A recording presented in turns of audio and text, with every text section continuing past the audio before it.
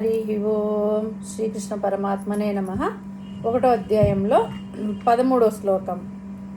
ఓం తతః శంకాశ్చ భేర్యశ్చ పనవానక గోముఖాః సహసైవాప్యహన్యంత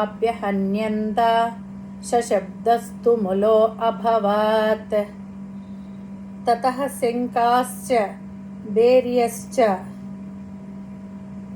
పై శ్లోకంలో భీష్ముడు సింహం వలె గర్జించి తన కర్తవ్యాన్ని నిర్వహించాడు.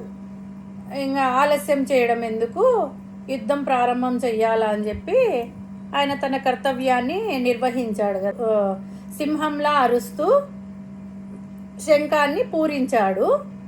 ఇటు సైడు పాండవుల వైపు అందరూ, కౌరవుల వైపు అందరూ తమ తమ శంఖాలను, గోముఖాలను, బేరులను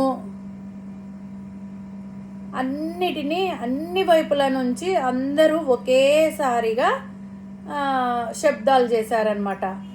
ఆ శబ్దము ఎంత ఇదిగుందంటే ఆకాశం మొత్తం మారుమోగిపోతుందన్నమాట. భయంకరమైన శబ్ద స్తుములో అభవత్, అంత ఆకాశం దద్దరిల్లే శబ్దము చేశారనమాట.